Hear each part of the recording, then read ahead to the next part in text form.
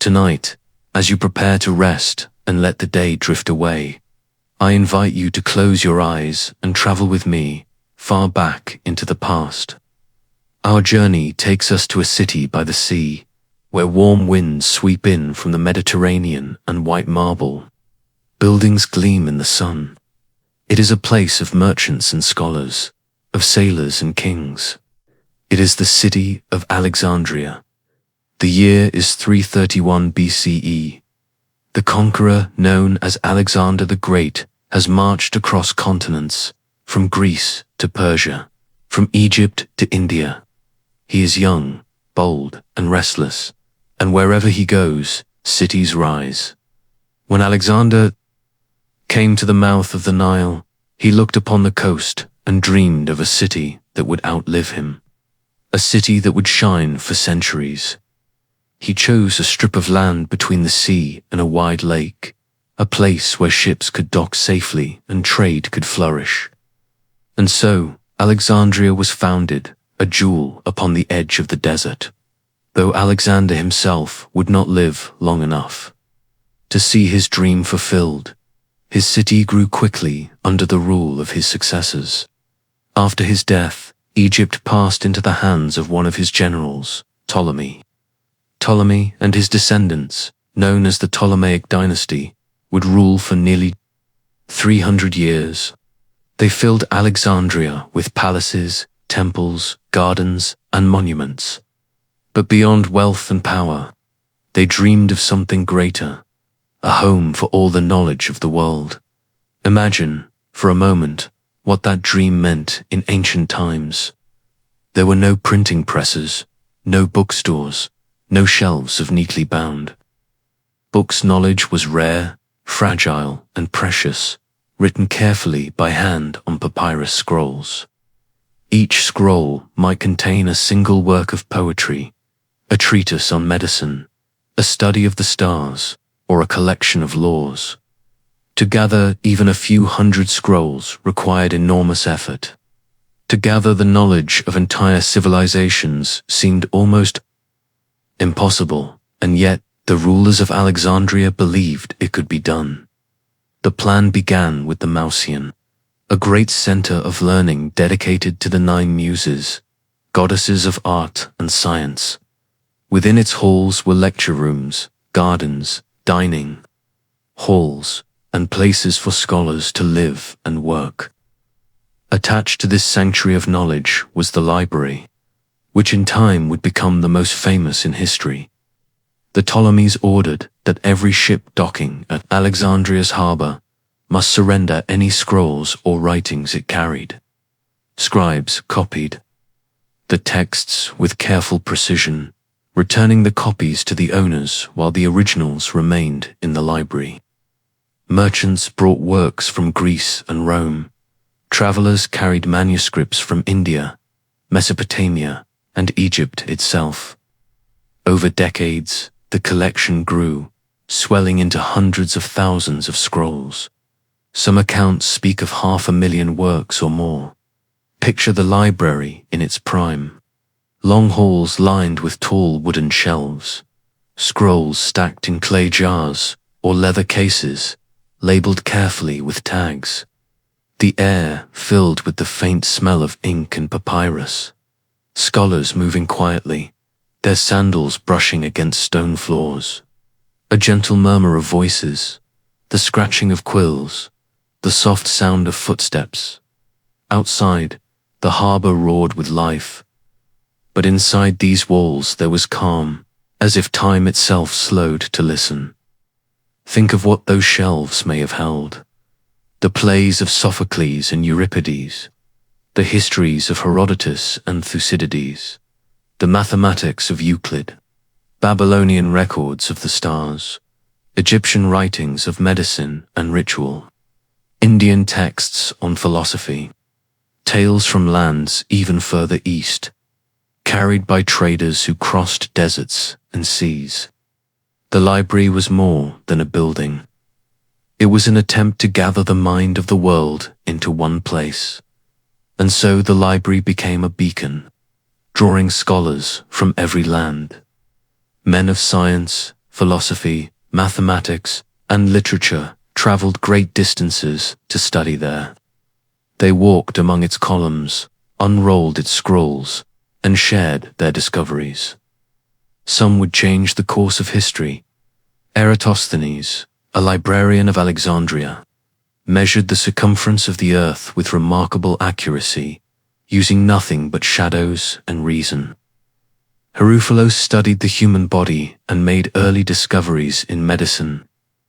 Archimedes, though not a resident, corresponded with scholars here, exchanging ideas that shaped physics and engineering.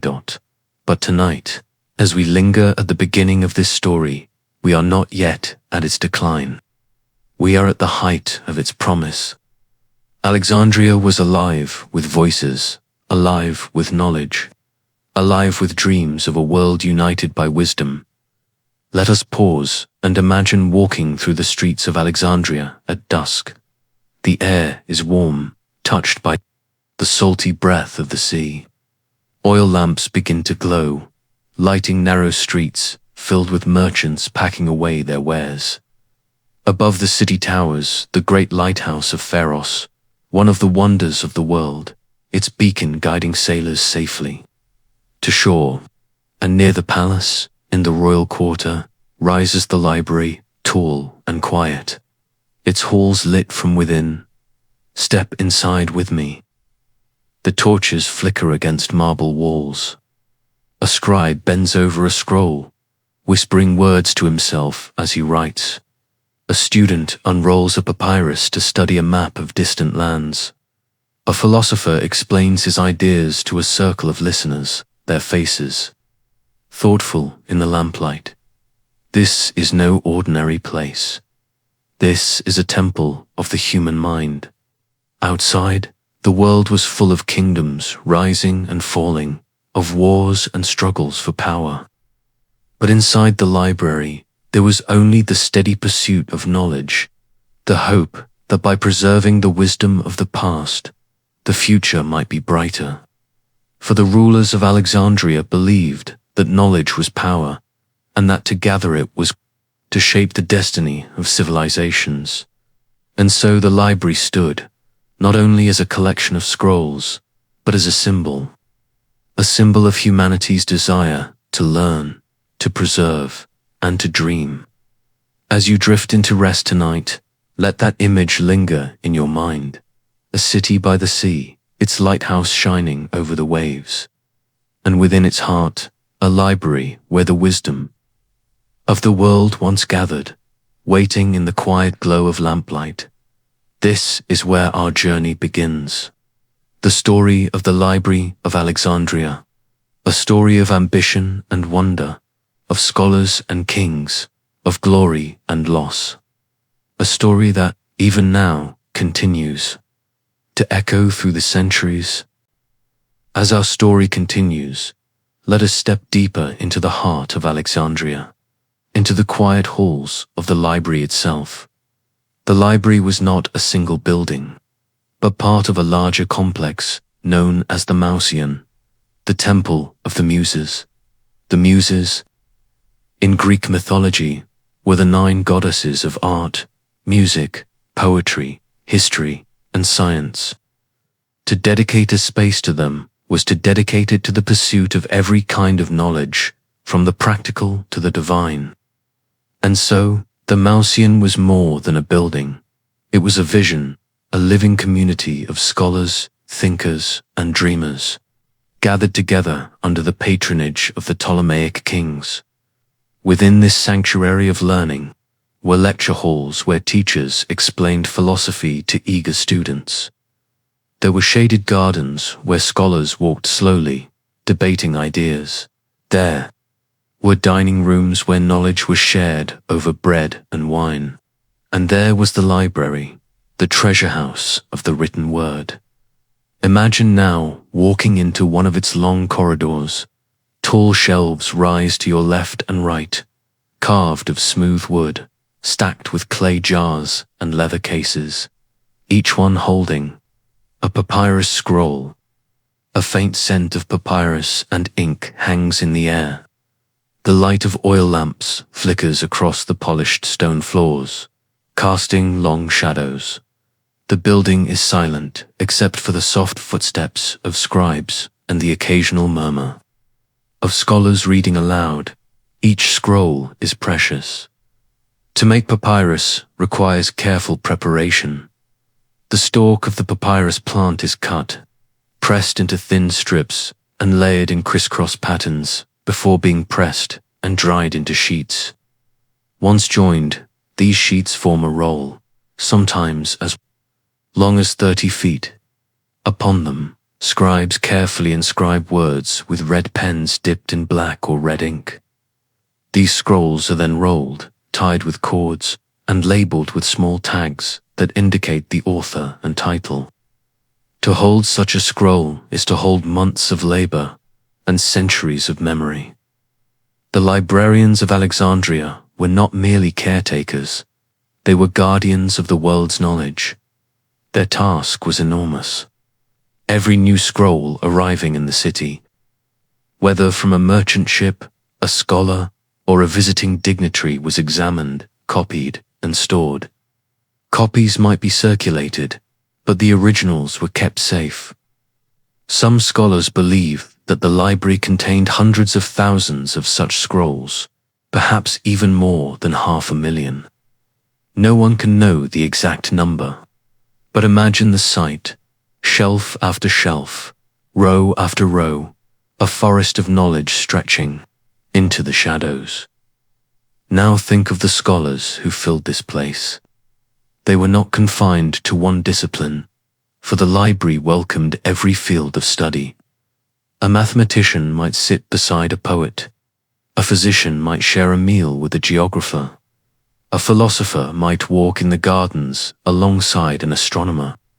All of them were united by the same purpose: to understand the world and to preserve what was known. Life inside the library and Mausian followed a rhythm.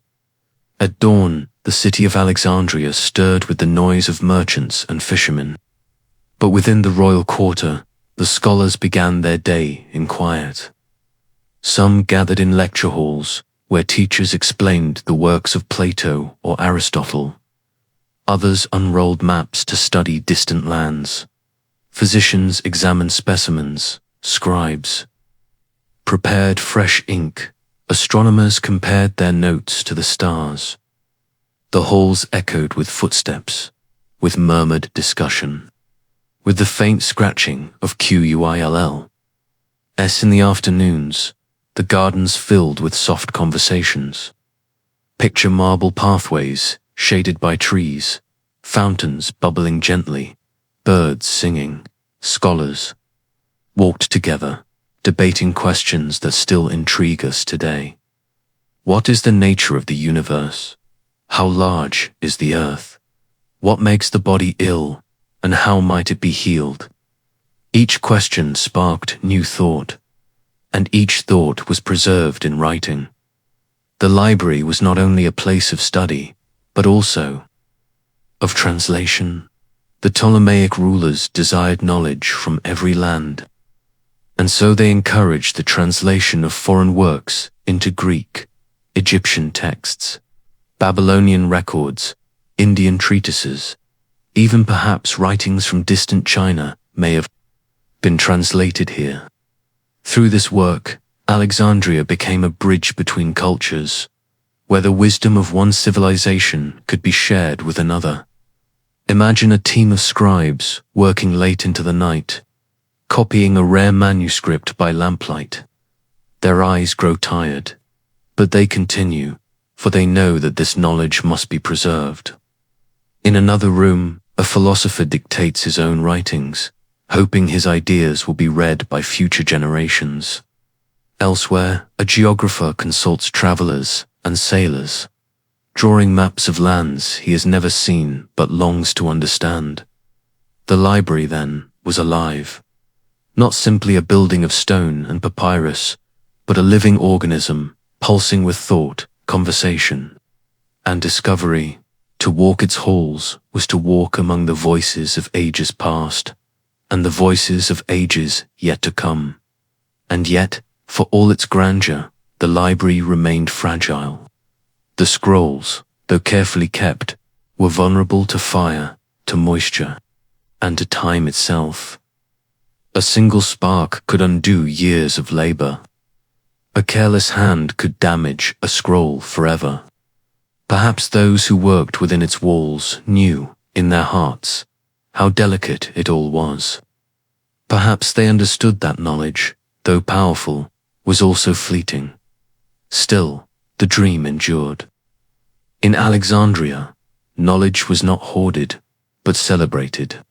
Scholars came not only to learn, but to share. In this sense, the library was more than a collection of scrolls. It was a community built on curiosity, on memory, and on the belief that truth could be sought through reason and preserved through writing. So as you rest tonight, let your mind wander through those halls. See the lamplight flicker on the scrolls. Hear the murmur of voices in a dozen languages. Smell the faint trace of papyrus and ink. Imagine yourself seated in a quiet corner, a scroll unrolled before you, the words of a distant poet or philosopher, unfolding across the centuries. Outside, the waves of the Mediterranean lap gently against the shore. The lighthouse of Pharos shines its beacon over the darkened sea. The city hums with life. But here, within the walls of the library, there is stillness, there is wonder, and there is the hum of knowledge being preserved. This was Alexandria, at its heart, a place where the wisdom of the world was gathered, where scholars lived and worked together in search of understanding. In the next part of our story, we will meet some of these scholars more closely. We will learn of the men whose ideas shaped the course of science, medicine, mathematics, and philosophy. Men who walked these halls and left behind discoveries that still echo today. For now, as you drift into sleep, let your thoughts linger in the library's halls, calm and eternal. A sanctuary of learning that once stood upon the shores of the sea. In the last part of our journey, we walked through the quiet halls of the library. We imagined the scrolls, the gardens, and the life of the Mausian. But a library, no matter how grand, is not only shelves and papyrus. Its true power comes from the people who read, who write, who think, and who dream within its walls. Tonight, let us meet some of the great scholars of Alexandria. Their names echo across the centuries. Their discoveries shaped mathematics, science, medicine, and philosophy. And though the library itself has long vanished, their ideas continue to live on, as though their voices still whisper among the ruins of time. Euclid, the father of geometry. We begin with Euclid, a man often called the father of geometry. Imagine him standing before a group of students in a quiet lecture hall of the Mausian. His manner is calm, his explanations precise. Before him lies a smooth board on which he draws lines and shapes, each carefully measured, each perfectly clear. Euclid's great work was the Elements, a collection of 13 books that laid out the foundations of geometry. Step by step, he explained the principles of lines, angles, triangles, circles, and solids. His method was logical, beginning with simple definitions and building carefully toward complex theorems. For more than 2,000 years, his Elements remained the standard text for geometry, studied by scholars from the Roman Empire to the Islamic Golden Age, and later by students in European universities. Think of that, lessons written in Alexandria, unrolled on papyrus scrolls, would guide minds across continents and centuries. To this day, when we learn geometry in school, we are still walking in the footsteps of Euclid.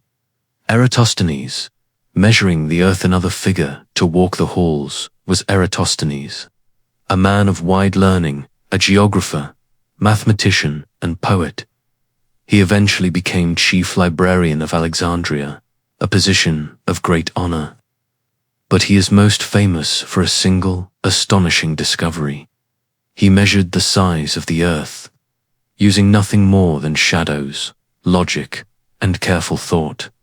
The story goes like this. Eratosthenes knew that in the city of Syene, far to the south of Alexandria, the sun at noon on the summer solstice shone directly overhead. At that moment, it cast no shadow. But in Alexandria, on the same day and time, he noticed that the sun did cast a shadow, striking the ground at an angle. By measuring that angle and knowing the distance between the two cities, he used geometry to calculate the circumference of the earth. His answer was remarkably close to the truth, within just a few percentage points of modern measurements. Imagine the wonder of that discovery.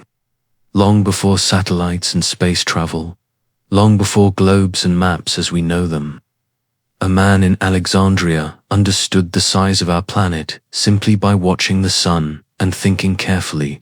As you picture Eratosthenes at work, perhaps you see him standing in a courtyard, holding a stick, watching the shadow move across the stones. The light of the Egyptian sun is bright, the air warm. Around him the sounds of the city echo, merchants calling, children playing.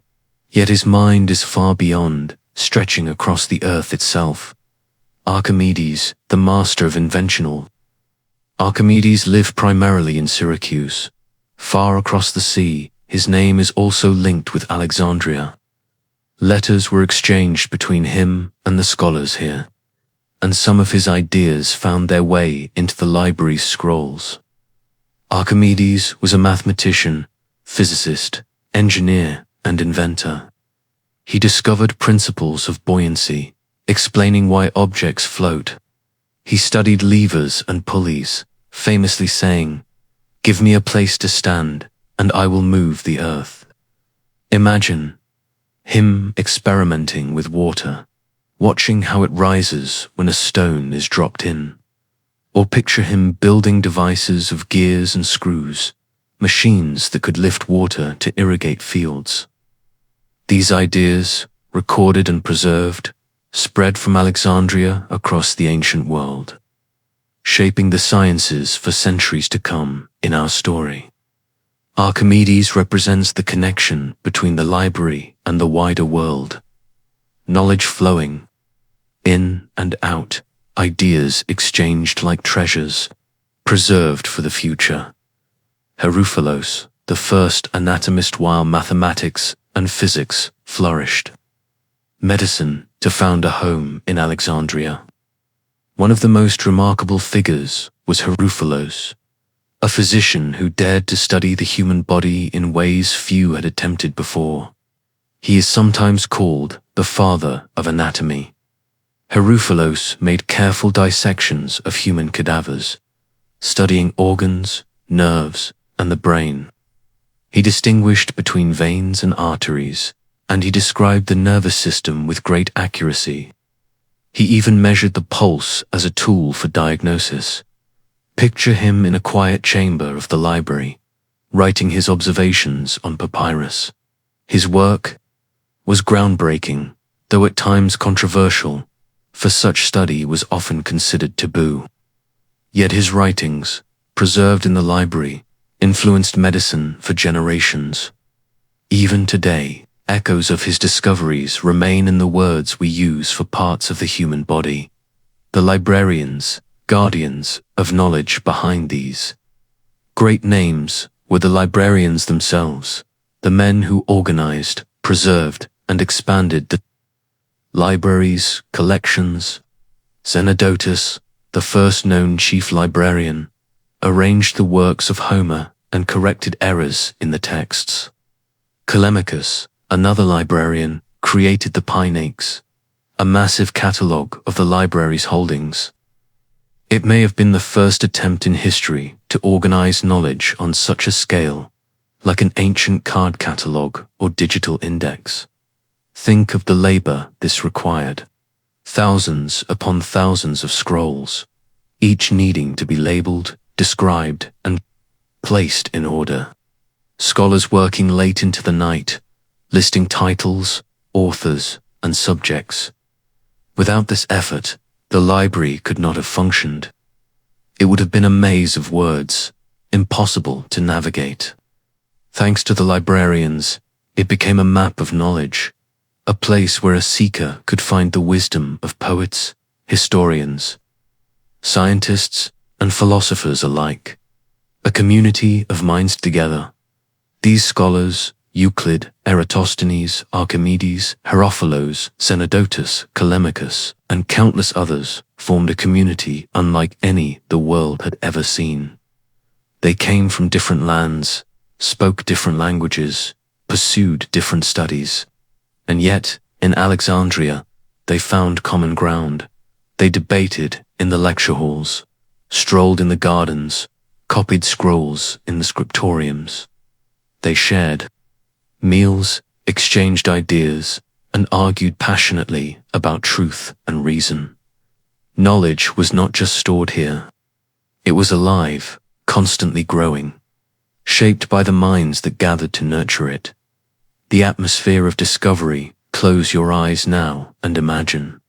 Standing among them, you hear the murmur of voices, Greek, Egyptian, Babylonian, and more.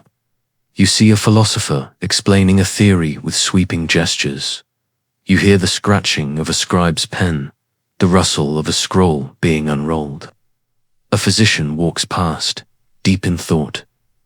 A mathematician draws figures in the sand of the courtyard. There is a sense of energy, but also of calm. A sense that here, in this city by the sea, the human mind is reaching outward, striving to understand the universe. And those centuries will pass, though the library itself will not survive. The spirit of this place will never vanish. As we drift toward the end of this part, remember that the library was not only shelves of papyrus. It was people curious, brilliant, determined people, whose ideas became the foundation of much that we know today. In the next part of our journey, we will look more closely at the scrolls themselves, the treasures they held, the wisdom they carried across continents, and how the library became a bridge between civilizations. For now, as you rest, let your thoughts linger on these ancient scholars.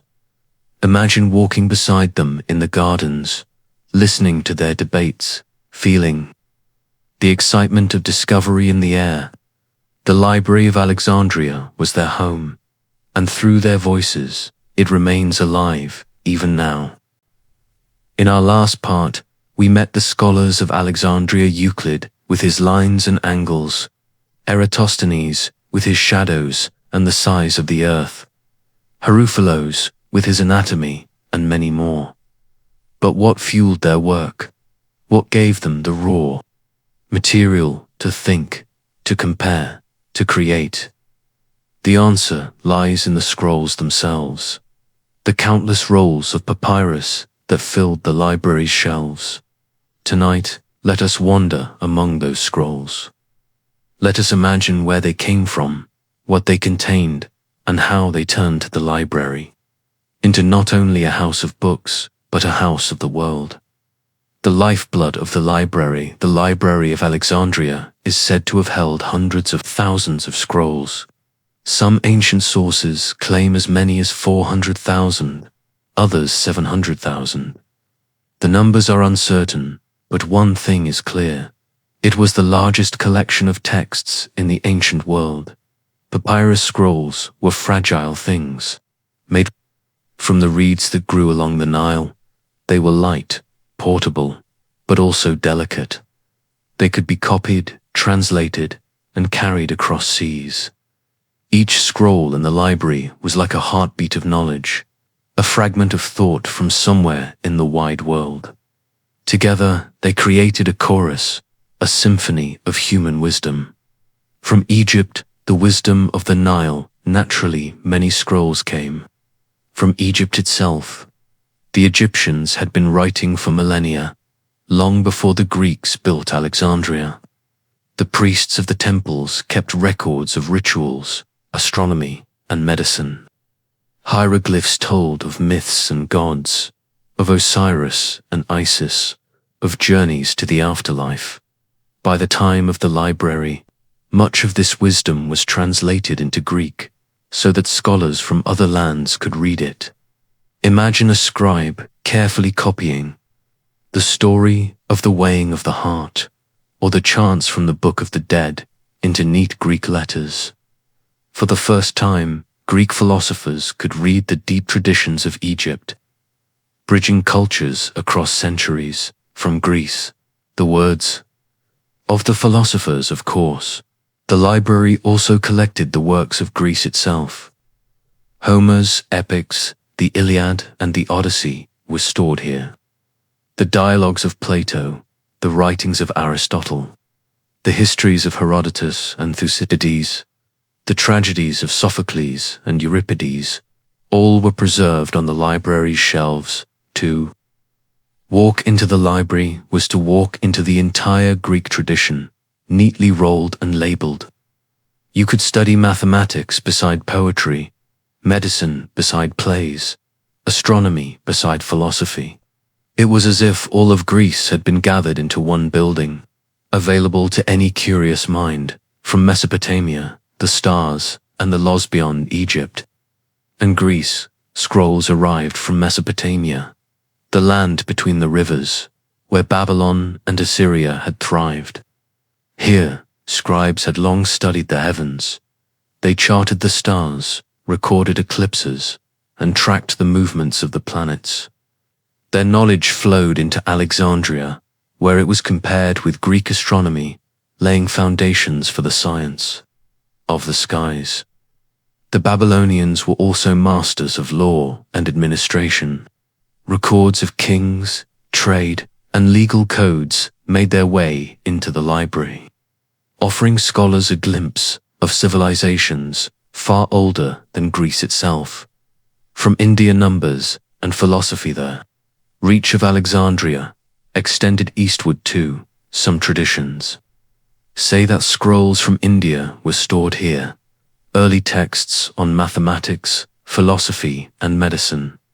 India gave the world concepts of numbers that would one day become the numerals we use today. Indian philosophies, reflections on the soul, the cycle of life, the nature of reality, may also have traveled westward into Alexandria, though the details are uncertain.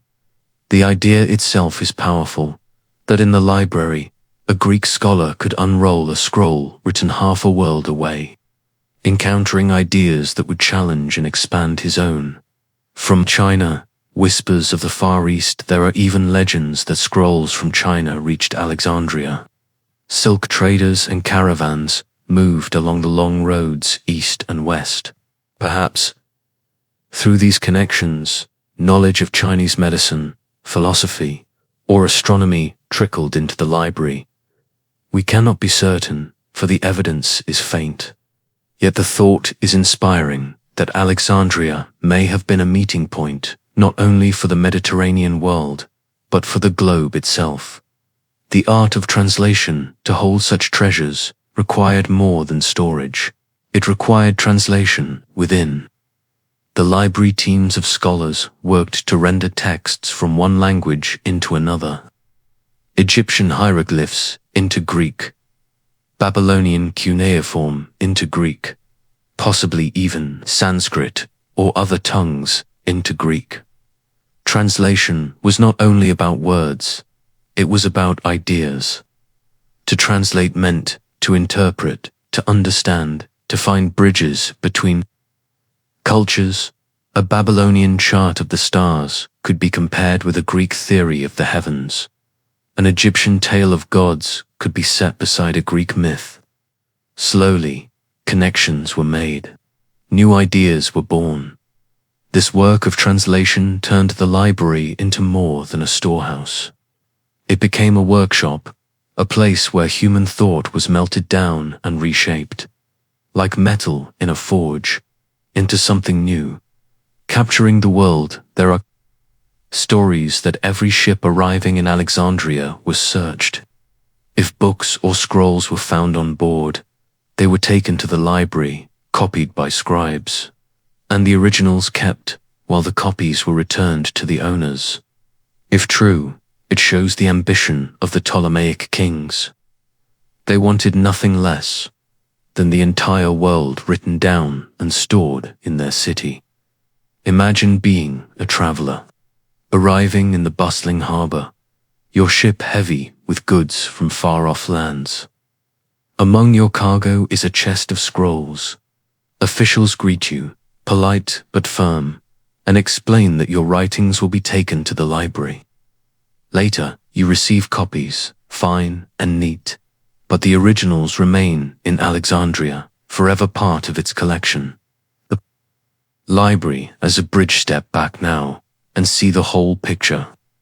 Scrolls from Egypt, Greece, Mesopotamia, India, perhaps even China. Texts in many languages, on many subjects. All gathered in one place, organized, translated, preserved. The library was not just Egyptian, not just Greek. It was human. It was a bridge across continents and cultures. A place where the wisdom of one land could meet the wisdom of another. Walking among the scrolls, close your eyes and picture yourself walking through the library. You pass a row of shelves and see titles written neatly on the ends of the scrolls. One is a play of Sophocles, another a medical text from Egypt, another an astronomical chart from Babylon, another, perhaps, a treatise on numbers from India. You reach out and touch the smooth papyrus, the ink still dark, the fibers faintly rough beneath your fingers. Each scroll is a voice, waiting to be heard. Together, they form a chorus of the human spirit stretching across time and space. The legacy of the scrolls, though the library itself is gone, many of the works it once held survived. Some were copied and carried elsewhere. Others passed into Arabic translations during the Islamic Golden Age. Still others were preserved in monasteries in Europe. The very fact that we still read Homer, Plato, and Euclid today is a sign that the spirit of Alexandria lived on. The library may have fallen silent, but the scrolls themselves found ways to speak, traveling like seeds on the wind, planting wisdom wherever they landed. As we end this part of our journey, let us remember that the library was not only a building, it was a mirror of the world. In its scrolls, a scholar in Alexandria could see the thoughts of Egypt, Greece, Babylon, India, and beyond. In its halls, the world was gathered, written down, and preserved. In the next part, we will face the great mystery. How did it all come to an end? What happened to this treasure house of knowledge, and why do we remember it more as a legend than as a reality? But for now, rest in the thought of those countless scrolls, silent yet alive, waiting patiently on their shelves. A world in words, wrapped tightly in papyrus, resting in the heart of Alexandria. We have walked together through the grand halls of the library, among its scholars and scrolls. But there is one question that haunts the story more than any other. What happened to it all? How could the greatest collection of knowledge in the ancient world simply vanish? Tonight, let us step carefully into the mystery of the library's destruction. A mystery wrapped in fire, politics, religion, and time itself. The vanishing wonderin' like the pyramids of Egypt or the Parthenon of Athens. The Library of Alexandria left no ruins, no stones that speak of its size, no walls we can point to. It exists only in fragments of memory, in scattered lines from ancient writers. This absence has fueled legends. Was it destroyed in a single catastrophe, flames leaping into the sky, scrolls burning like dry leaves? Or did it fade slowly, neglected, and vulnerable, until nothing was left? The truth may be more complex than either tale. Fire and Julius Caesar, the first great story, comes from the year 48 BCE, when Julius Caesar found himself trapped in Alexandria. Civil war raged in Rome, and Caesar pursued his rival Pompey to Egypt. There, he was drawn into the struggle between Cleopatra and her brother Ptolemy XIII, besieged in the harbor. Caesar ordered the ships around him set ablaze to block his enemies. The flames spread, reaching the docks, warehouses, and some say the library itself. Ancient writers disagree. Some insist that thousands of scrolls were lost in the fire. Others are silent, or suggest the damage was limited. Imagine it, the crackle of flames, the acrid smoke rising over the city, the scrolls igniting one after another, knowledge turning to ash. Was this the moment the library died? Or was it only, wounded, surviving for centuries longer? The sources leave us unsure. The time of the Christians, another chapter in the mystery, unfolds in the 4th century CE, as Christianity spread across the Roman Empire. In Alexandria, tensions flared between Christians, Jews, and pagans. Temples once dedicated to Greek and Egyptian gods were closed or destroyed. Some accounts say that during this time, pagan learning was seen as dangerous, a rival to Holy Scripture. The Serapeum, a grand temple in Alexandria that may have housed part of the library's collection, was torn down by Christian mobs in 391 CE, encouraged by imperial decree. If scrolls were stored there, they may have perished in the violence. This story reflects a wider truth, the changing winds of belief. To some, the wisdom of the ancients was treasure. To others, it was temptation, a threat to faith. Whether or not the library itself burned in this moment, it surely suffered from the decline of pagan learning. The Arab conquest.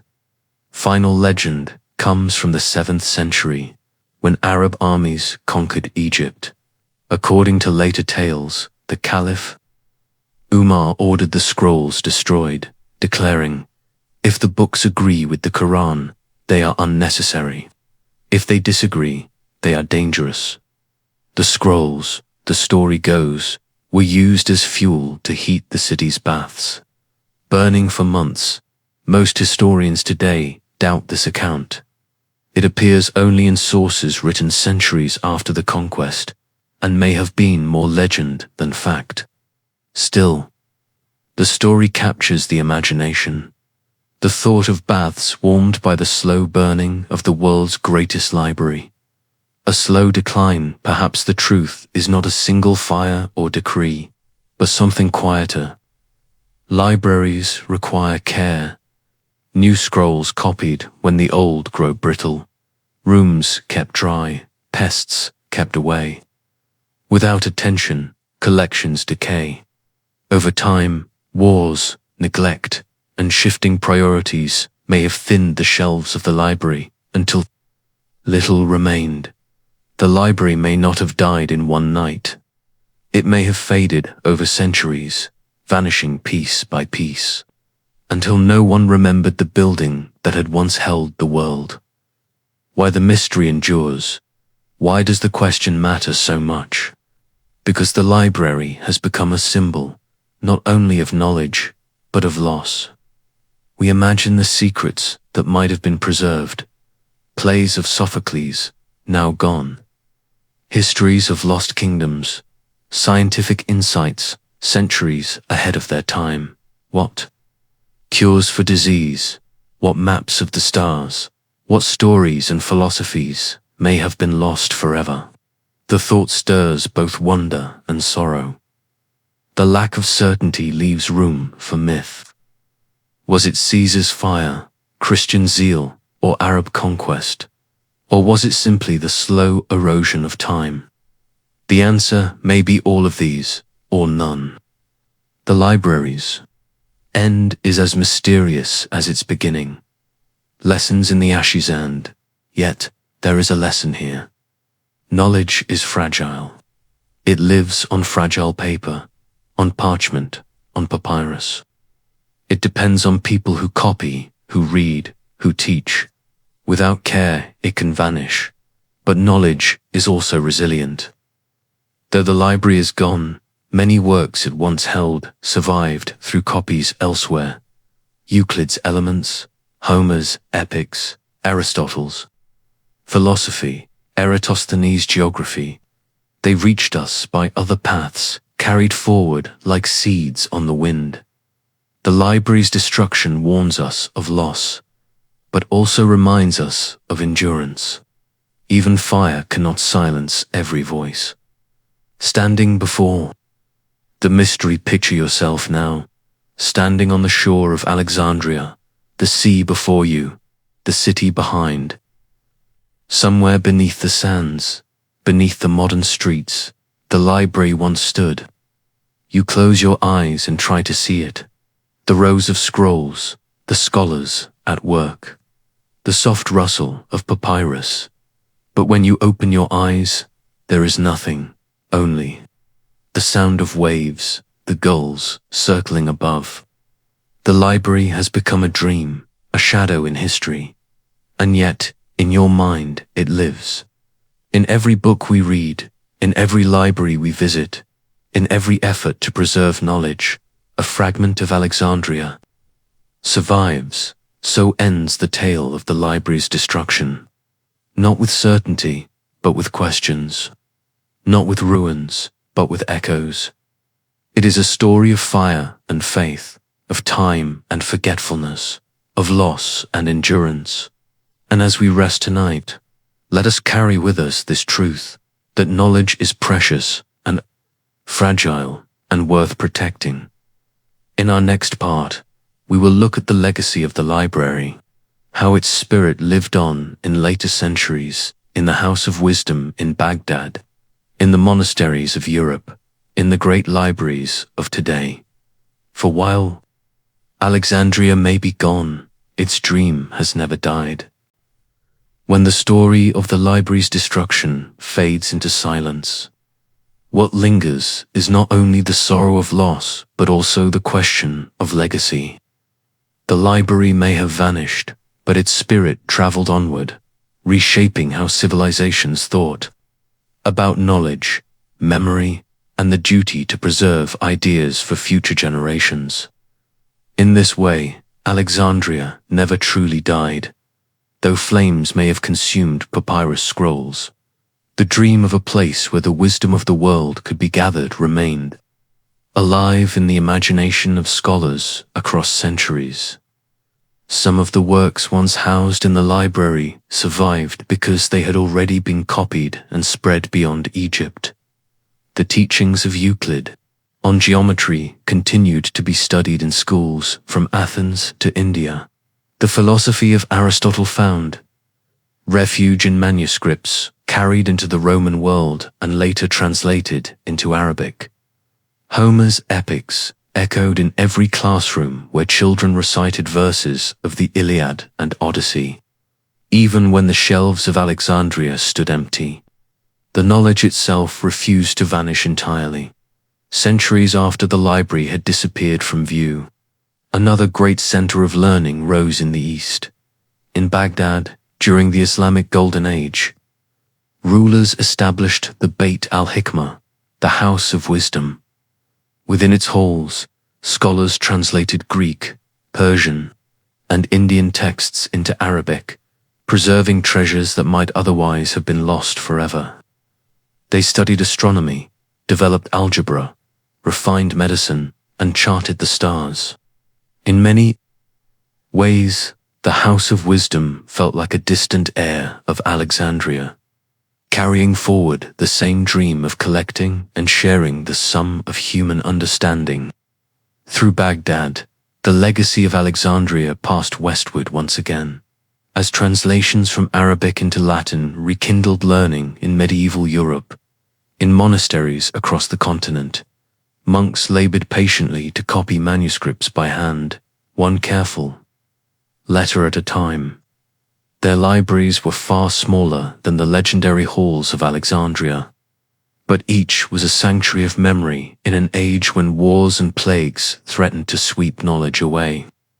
Candlelight flickered on the pages as scribes bent over their desks, aware that without their work, entire worlds of thought might disappear. It is not hard to imagine that, in their quiet determination, they carried the same spirit as the keepers of Alexandria. When Europe moved into the Renaissance, this spirit found new life. The rediscovery of classical texts fueled a revival of art, science, and philosophy.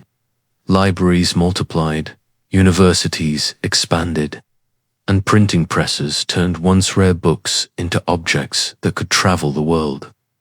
The dream of Alexandria, once thought to have vanished in smoke, had returned in ink and paper, in bound volumes stacked on wooden shelves, available to far more people than ever before. Even today, when we step into a modern library with its tall shelves, quiet corners, and endless rows of books, we can feel a faint echo of Alexandria. We live in a time when information is stored not only in paper, but in glowing screens, in vast digital archives that span the globe. Yet the idea behind them is the same. It is the same ancient impulse to gather, to preserve, and to share. The Library of Congress, the British Library, the Bibliotheca Alexandrina, built in modern Egypt, all are, in a sense, children of that first great dream. The loss of Alexandria has become a symbol, a reminder that knowledge can slip away if we do not guard it. But its legacy is also one of resilience. For while papyrus scrolls may have burned, the desire to preserve wisdom never died. Instead, it grew stronger with each age that remembered the tragedy. In remembering the library, humanity vowed, consciously or not, to never let such a loss happen again. When we reflect on this legacy, we realize that the Library of Alexandria was never just a building.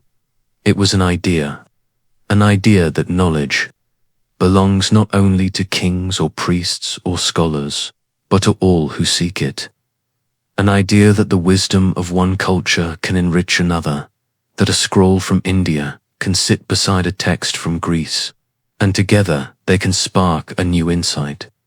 This idea is still with us, in every classroom, every research center, every library, both great and small. So as we think of Alexandria tonight, let us not dwell only on the silence of its empty shelves, but on the voices it set free across time. Its legacy can be felt in the House of Wisdom in Baghdad, in the monasteries of Europe, in the libraries of the Renaissance, and in the digital archives of today. It is with us each time knowledge crosses a border, each time a book is translated, each time a teacher passes wisdom to a student. Though the building is gone, though the papyrus has turned to dust, the Library of Alexandria endures, not in stone, not in scrolls, but in the unbroken chain of learning that stretches from the past into the present and beyond into the future. And perhaps that is the greatest legacy of all.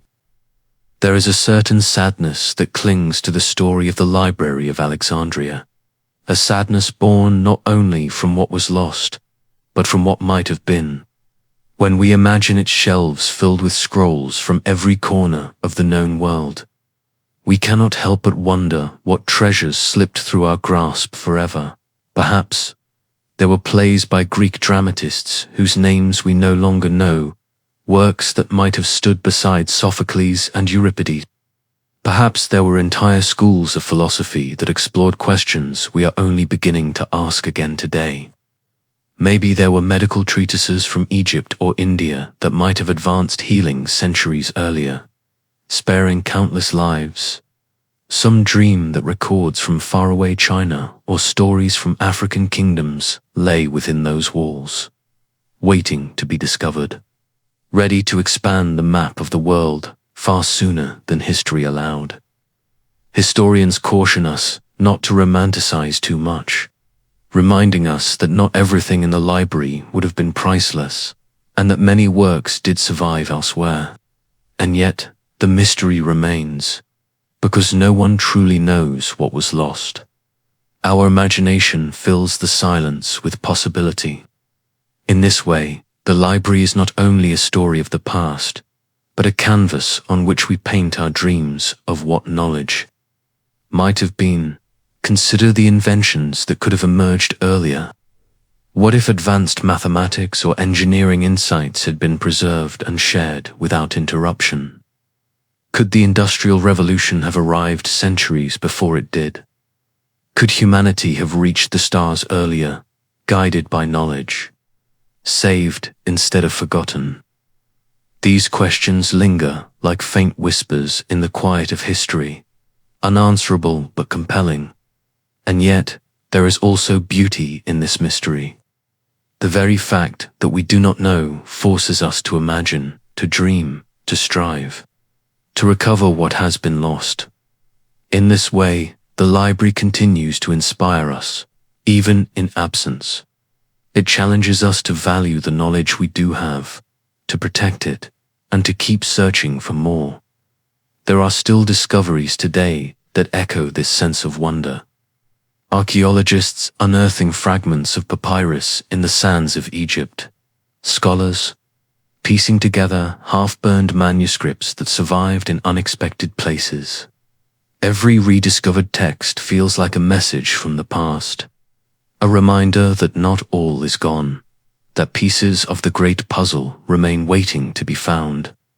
And every time we open a forgotten book or translate an ancient tablet, we participate in the same dream that once filled the halls of Alexandria. In this way, the library lives on not only as a memory, but as a challenge. It asks us, what will you do with the knowledge you hold now? Will you guard it, share it, let it fade, or let it grow? Just as its loss haunts us, its imagined wealth pushes us forward. We cannot change what was burned, but we can decide what we pass on to the future. Perhaps that is why the story of Alexandria lingers so powerfully. It is not simply about books and scrolls, but about potential, about roads not taken, discoveries delayed, and wisdom denied. It is about the fragility of human achievement, and the responsibility each generation carries to preserve the light of learning. As we drift into dreams tonight, we might picture those shelves once more. Long corridors lined with papyrus rolls, their titles carefully marked, their words waiting to be read.